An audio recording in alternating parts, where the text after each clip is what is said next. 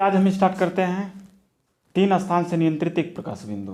तीन स्थान से नियंत्रित एक प्रकाश बिंदु में सबसे पहले तो हमारे पास तीन स्विच होने चाहिए जो आपको सामने दिखाई दे रहे हैं, S1, S2 और इंटरमीडिएट स्विच। तीन स्थान से नियंत्रित एक प्रकाश बिंदु में टू वे स्विच होना चाहिए और एक इंटरमीडिएट स्विच होना चाहिए, ठीक ना।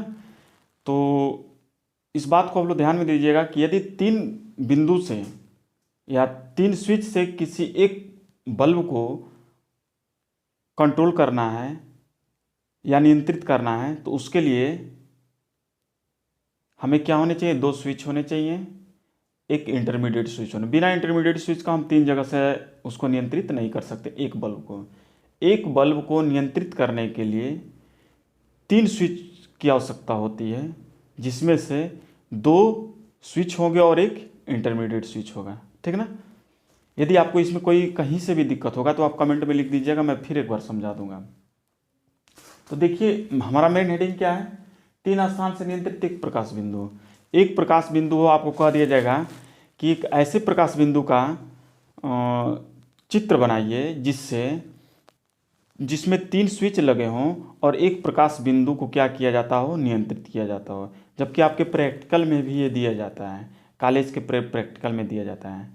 एक चीज़ ये सुन लीजिए कि ये फोर्थ सेमेस्टर के लिए बहुत ही इंपॉर्टेंट है। ये 5 नंबर का क्वेश्चन आता है, इसका ये मल्टी लाइन डायग्राम बनाने के लिए आता है। यदि आप ये बनाते हैं और इसके बाद वायरिंग डायग्राम बनाते हैं, इसका योजना चित्र बनाते हैं, तो आपको 5 नंबर मिल जाएगा। कुछ नहीं लिखना है, सिंपली इसको बनाना है और इसको सर्किट को केवल समझना है। बनाने के लिए तो आप बना देंगे, लेकिन सर्किट भी तो समझ में आना चाहिए। तो आइए हम सर्किट समझाते हैं। देखिए इसका मतलब ये है कि हम किसी भी स्विच को ऑन या ऑफ करें तो क्या उस समय हमारे बल्ब की स्थिति क्या होगी, इसके बारे में हमको जानना है, ठीक ना। तो फर्स्ट कंडीशन में हम ये देखते हैं कि इस स्थिति में कंडीशन फर्स्ट में बल्ब की स्थिति क्या है। तो चलिए, बल्ब को जलने के लिए सबसे पहले एक न्यूट्रल की आवश्यकता होगी और एक फेज की आवश्यकता होगी। चूँकि हमें जानते हैं कि बल्ब को ये न्यूट्रल यहाँ से मिल गया है और बल्ब को फेज चाहिए। यदि फेज मिल जाता है तो बल्ब हमारा ग्लो कर जाएगा, अगर नहीं मिलता है तो बल्ब हमारा ग्लो नहीं करेगा। तो चलिए हम चलते हैं, फेज से उठाते हैं और देखते हैं कि कहीं सर्किट डिस्कनेक्ट है या नहीं।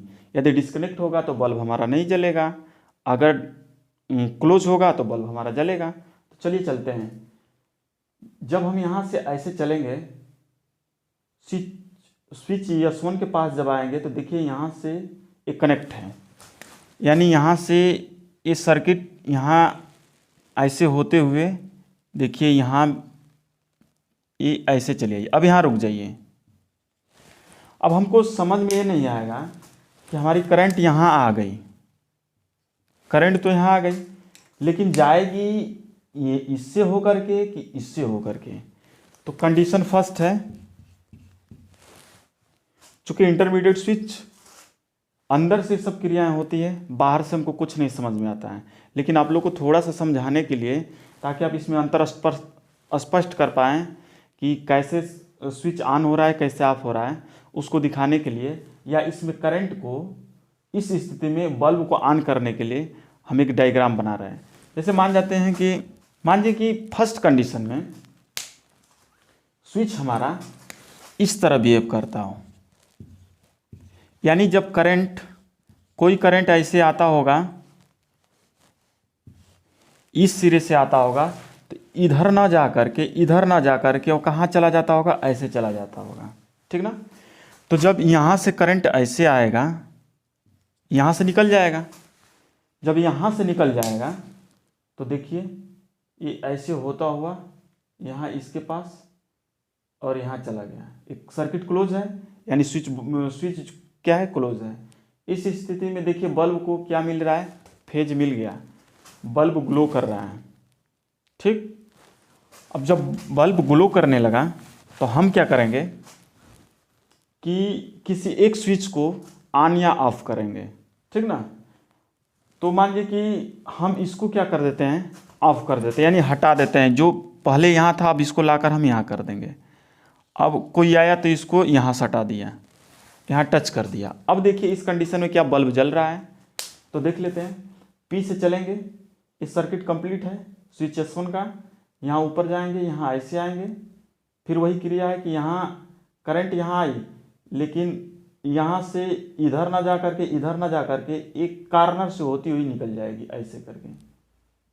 अब देखिए यहाँ पे फेज का जो सर्किट है ओपन है, तो जब फेज का सर्किट ओपन रहेगा तो कोई भी बल्ब जलेगा, कभी नहीं जल सकता है, ठीक ना। तो इस कंडीशन में हमारा बल्ब क्या होगा, बुझा रहेगा। अब कोई आता है तो कहता है कि नहीं, हम इससे क्या करेंगे, जलाएंगे। या कोई आता है, कोई व्यक्ति आता है, या कोई जो प्रैक्टिकल लैब में होता है, या कोई आता है तो क्या करता है कि अब इस स्विच को उठाता है और यहाँ से क्लोज कर देता है, ठीक। अब जब इससे क्लोज कर देगा तो यहाँ देखिए कंडीशन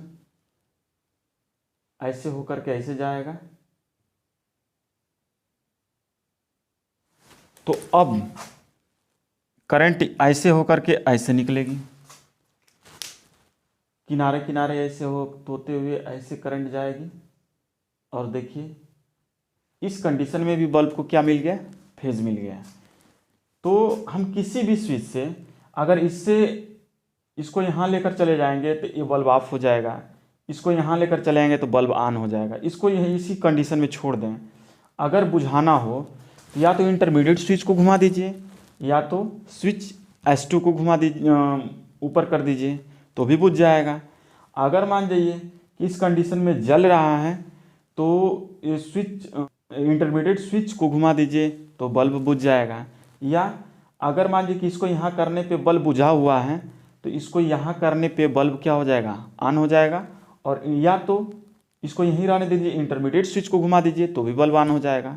अर्थात 3 पॉइंट से, 3 स्विच से हम एक प्रकाश बिंदु को कंट्रोल कर सकते हैं। कंडीशन सेकंड में आते हैं।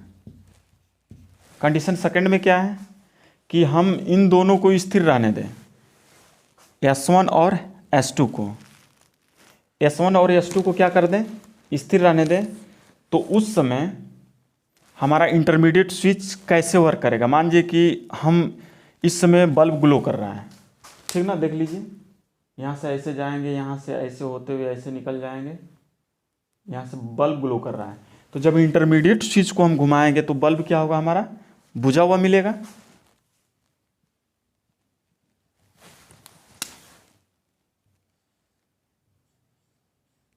अब कंडीशन ऐसे हो जाएगा, ठीक ना।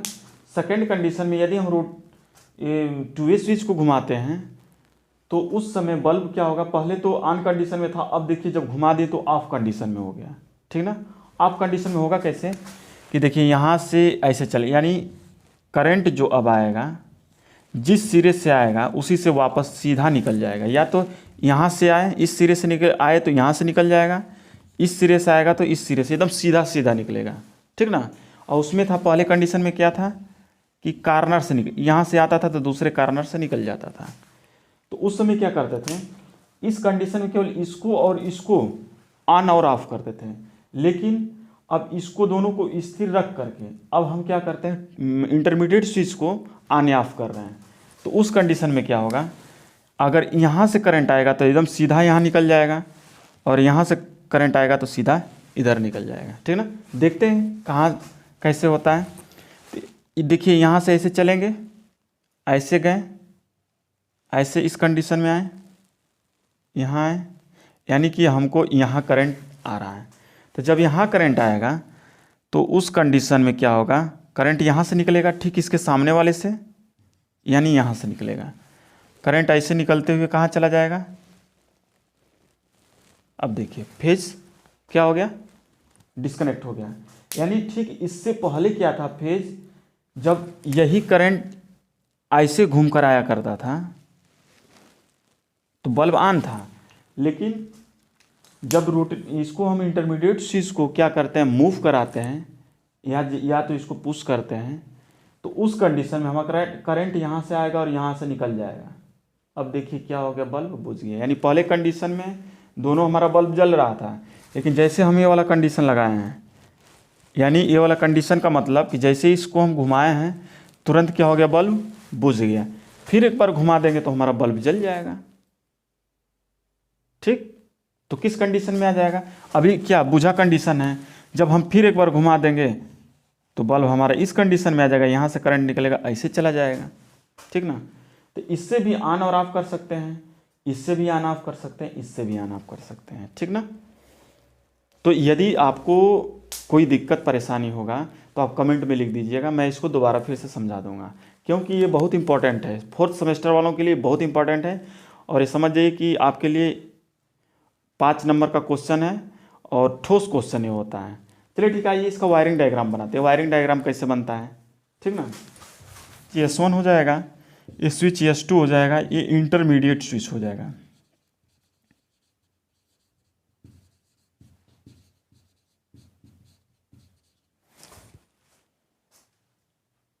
ठीक ना, चलिए ठीक है, इसमें ये देखा जाता है कि किस स्विच बोर्ड में कितने तार गए हैं। ये वायरिंग डायग्राम है, इसको हम बोलते हैं वायरिंग डायग्राम। इसको मल्टी लाइन डायग्राम बोला जाता है, मल्टी लाइन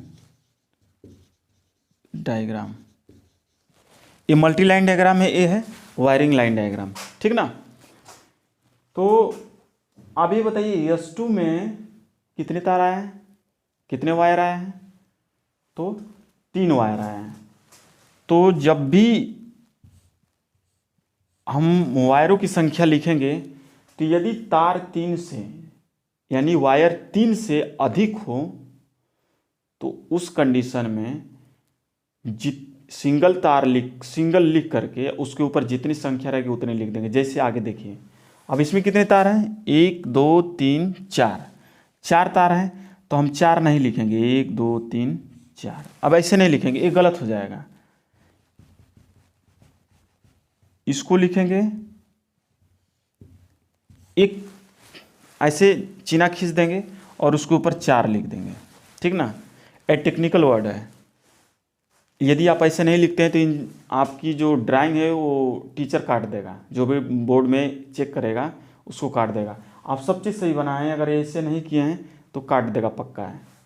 ठीक, अच्छा ये बताइए, सबसे पहले तो बल्ब भी तो लगाना होगा हमको यहाँ पे।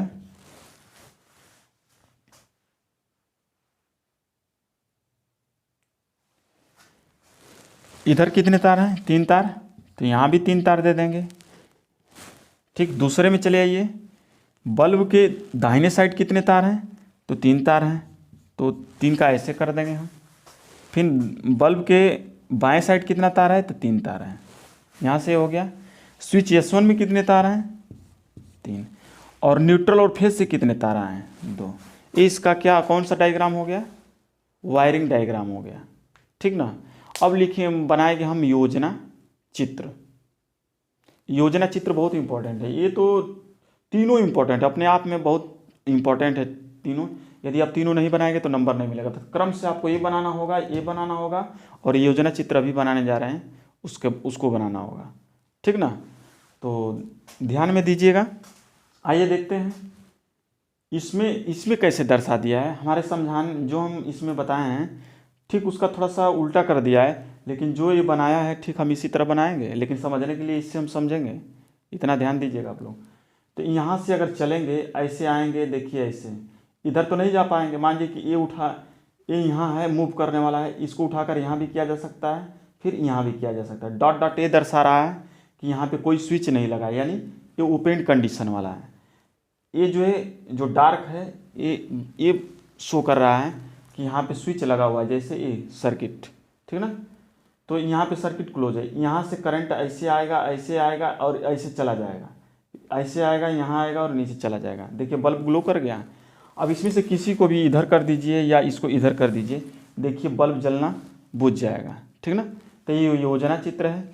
यदि आपको समझ में आया होगा तो ठीक है, यदि नहीं समझ में आया होगा तो फिर से कमेंट में लिखिएगा आप लोग कि फिर से समझा दीजिए, फिर मैं दोबारा वीडियो बना दूंगा। यदि समझ में आया है तो हमारे चैनल को सब्सक्राइब कर दीजिए और वीडियो को लाइक कर दीजिए और शेयर कर दीजिए। धन्यवाद।